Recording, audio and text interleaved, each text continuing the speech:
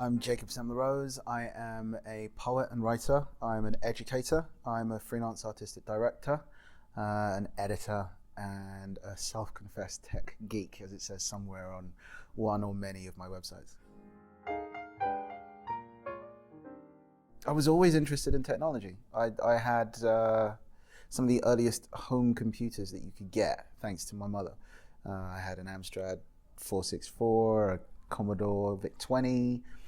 You know, I remember the days of having to load programs up on cassette tapes and hearing that sound of data being transferred from cassette tape into the computer and leaving it loading for 20 minutes on end before you could actually do anything with it. I was always interested in those days with computers as just gadgets, toys, really, just things to play around with. And, you know, what is it that they could be capable of? Wasn't really 100% sure. Was just interested in playing around and seeing what they could offer. There was a point in those days, there were like very early text-based adventures, right?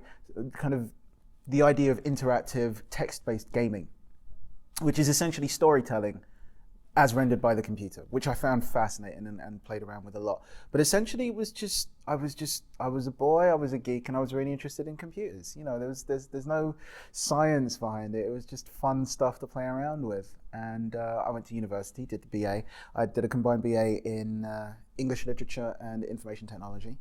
And really, I went to do straight English honors and had to take a module that was all about, had to take a few other modules when I first signed up and took on the IT module.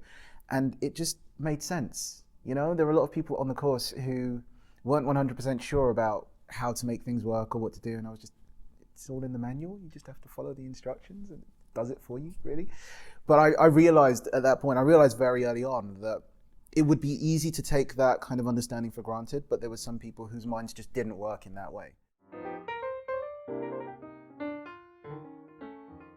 In the 90s, working as, or developing as a writer and someone who had an interest in technology, and particularly web-based technology at that point in time, it wasn't a hard thing as such. It was a strange combination for many people, but it wasn't strange to me.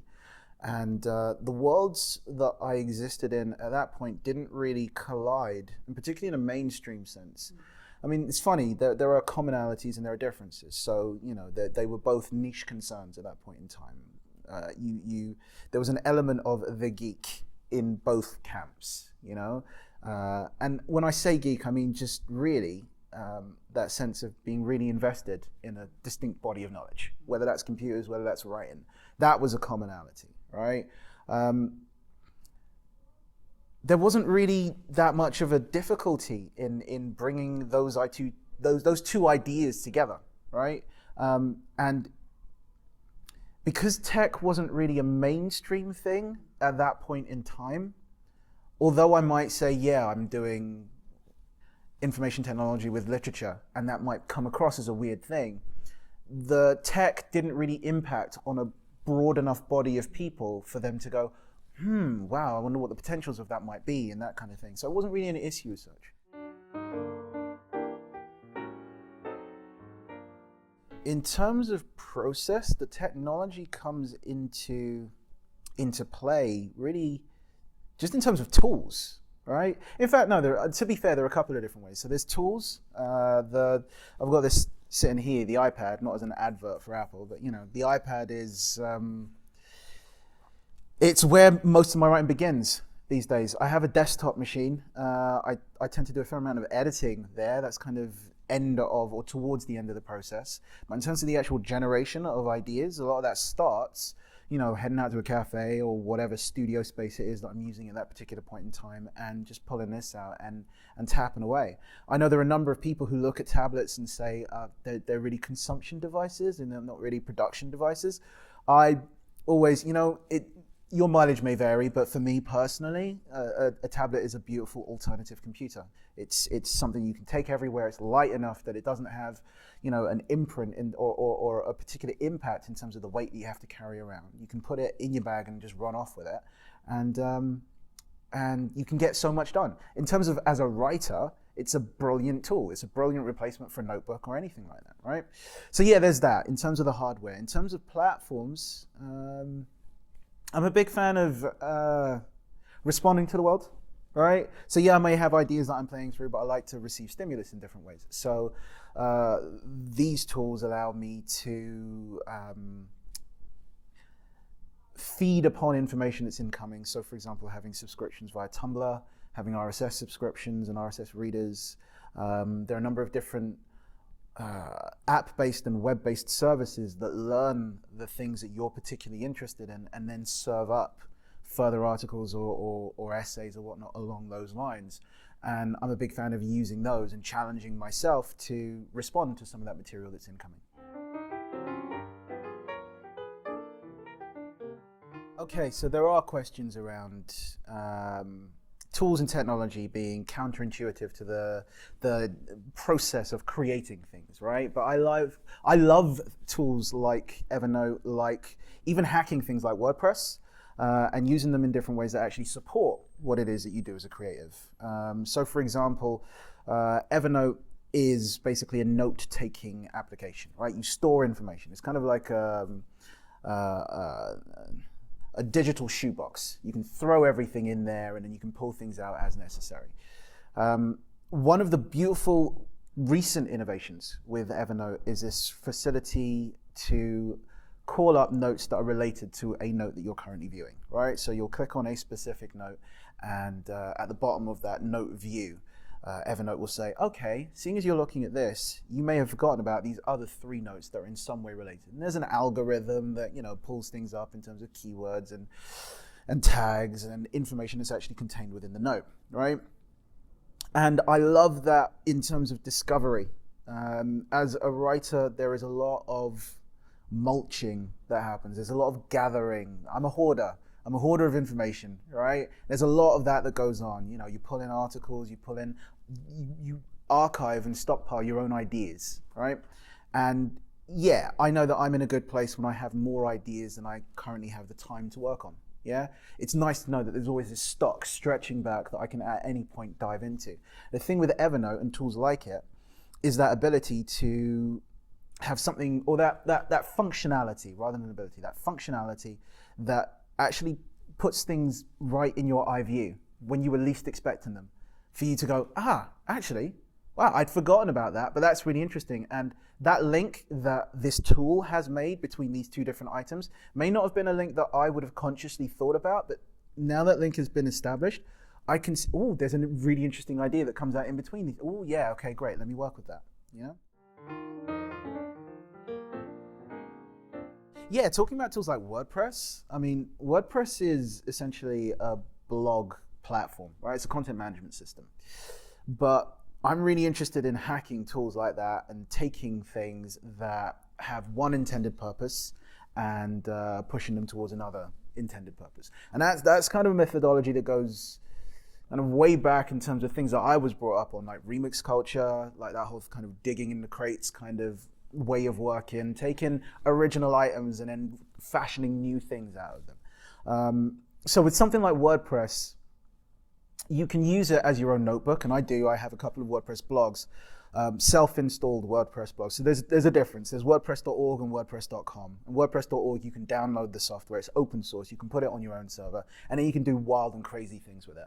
And there are a number of different plugins that you can install to make it work in various different ways. And one of the things that I've done is taken a series of different WordPress blogs and used them as different notebooks.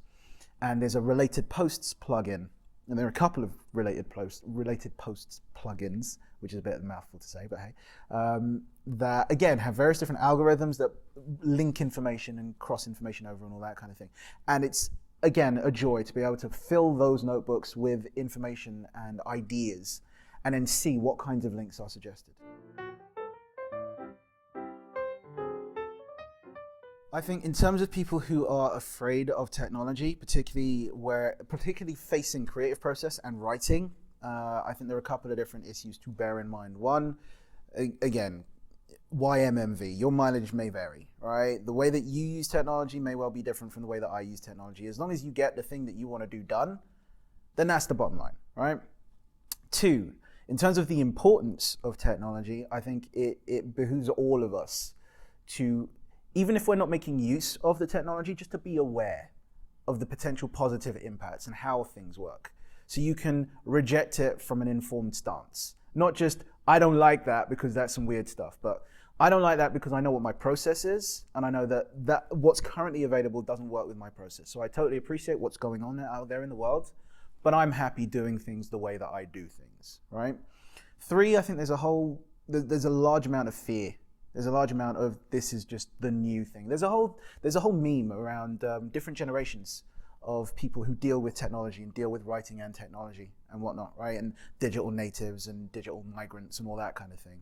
And there's a sense of comfort and discomfort in terms of technology, right? And I think that there is a challenge for us all, regardless of when we were born, in relation to the technology that's currently available and the technology that's on the horizon.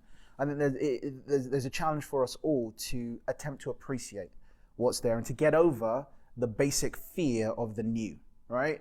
Because that's what it is a lot of the time when it comes to people's responses to technology and people's suggestions that technology is actually a negative thing, right? It's technology, and the kind of technological tools and platforms that we're talking about here, many of them are just tools, right? In the same way as the pickaxe was a tool, in the same way as, you know, some caveman taking colored plants and whatnot and drawing on cave walls and going, okay, this is a representation of a particular scene. This is new technology. Wow, before this didn't happen. We have to learn to roll with that. We have to learn to appreciate what's incoming. So many different things. There's a point at which the publishing industry, I mean, there was a model that preceded anything that's happening with writing, as seen by record companies and the distribution of music, the free and in many cases illegal distribution of music. And there's always an issue and a fear and a worry around, I've produced this content gets out into the world, and there is no way for me to profit from this content that I produced because it's now on the web, and once it's on the web, it's freely available. Can't get any kind of revenue from it. I think that publishers are becoming more and more canny about different models and different ways of working with content, and different ways of distributing content. There will always be a digital rights management issue, but I think publishers are becoming more and more aware of how to work with that in a way that supports both the content producers and the content consumers, right? There's also a really interesting, how should we say, way of working in terms of discovery again. There's a huge explosion of stuff that is available, right? Anyone now can create text, can create literature, can create books and push them out into the market, right? Kindle, Amazon, etc., etc., etc. iBooks platform, it's really easy for people to put that stuff out there. And then there becomes this thing of discovery, people developing their own audiences and publishers buying into that. So it can be actually a really powerful tool for publishers to find the next big thing. I think for writers who are just starting out and thoughts around what it is that they need to consider around technology and how they use technology, first thing they need to do is, well, there are two different ways of looking at it. One, figure out what it is that they actually want to achieve, right? There's so much stuff out there, so many different things that you can play around with. Are you talking about simply promoting your work? Are you talking about an innovative working practice, right? Are you talking about creating or finding a community of like-minded writers and readers who can support your development? There's so many different things, so many different angles you can kind of burrow into technology through or with, that it's generally a good idea to have a thought about what it is that you want to gain from these tools or how it is that you want to use them.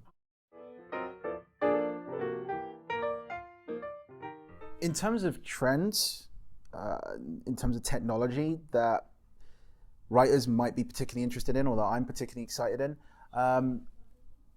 I think one of the things that I'm personally really interested in is smart filtering, right?